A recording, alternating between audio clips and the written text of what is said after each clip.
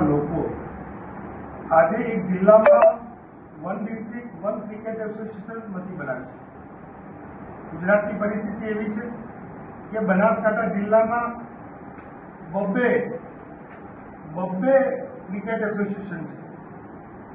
ક્રિકેટરો દુવિધામાં છે કે અમારે સિલેક્શન પ્રોસેસ માટે કયા ક્રિકેટ એસોસિએશનમાં જવું. શશિકાંતભાઈ પંડ્યા, પૂર્વ ધારાસભ્ય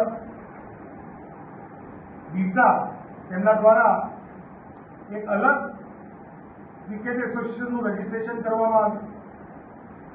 જૂનું જે ક્રિકેટ એસોસિએશન જે ગુજરાત ક્રિકેટ એસોસિએશન જોડે એફિલિએટેડ હતું, તેના સભ્યો તેમના વિરુદ્ધમાં અવિશ્વાસનો પ્રસ્તાવ લાયા. 24 તારીખે જે ગુજરાત ક્રિકેટ એસોસિએશન જોડે સંલગ્ન 1960માં બનેલી સંસ્થા દ્વારા સિલેક્શન પ્રોસેસ રાખવામાં આવી, જેમાં ગુજરાત ક્રિકેટ એસોસિએશનના સિલેક્ટર પણ ગયા. અને ત્યારબાદ આવતીકાલે હવે શશિકાંતભાઈ પંડ્યા પોતાની બનાવેલી સંસ્થા, જેમાં ક્યાંક પોતાનો ભાઈ, ક્યાંક પોતાના ઓળખીતા પારખીતા, જેમને ડિરેક્ટર બનાવ્યા હોય, સભ્યો બનાવ્યા હોય, તેવી સંસ્થામાં આવતીકાલે સિલેક્શન પ્રોસેસ.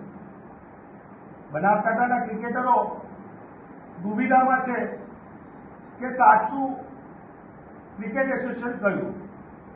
જો અવિશ્વાસનો પ્રસ્તાવ શશિકાંતભાઈની વિરુદ્ધમાં પારિત થઈ ગયો હોય તો ગુજરાત ક્રિકેટ એસોસિએશને તાત્કાલિક આ દિશામાં નિર્ણય લેવો પડે અને તાત્કાલિક જે એસોસિએશનમાંથી જયભાઈ અમિતભાઈ શાહ પોતે બીસીસીઆઈ અને હવે આઈસીસીમાં ગયા હોય ત્યારે ચોક્કસપણે એમના જ હોમ ક્રિકેટ એસોસિએશન એટલે કે ગુજરાત ક્રિકેટ એસોસિએશનના જ ભાગ બનાસકાંઠા જિલ્લામાં બબ્બે ક્રિકેટ એસોસિએશન ઊભા થઈ ગયા છે.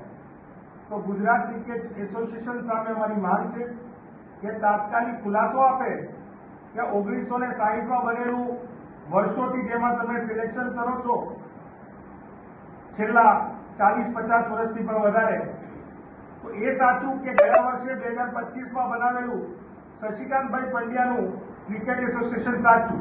અને જો તમે ખાનગી સંસ્થાઓમાં પણ તમારા ક્રિકેટ એસોસિએશનના સિલેક્ટરો એટલે કે ગુજરાત ક્રિકેટ એસોસિએશનના સિલેક્ટરો મોકલતા હોય તો એવી અનેક ગુજરાતમાં સંસ્થાઓ છે કે જે પોતાને ત્યાં ક્રિકેટના ગ્રાઉન્ડ છે અને એમની પોતાની સંસ્થામાં ક્રિકેટરો ક્રિકેટ રમતા હોય છે. તો શું તમે ત્યાં પણ તમારા એસોસિએશનના સિલેક્ટર મોકલશો? આ સૌથી મોટો સવાલ છે.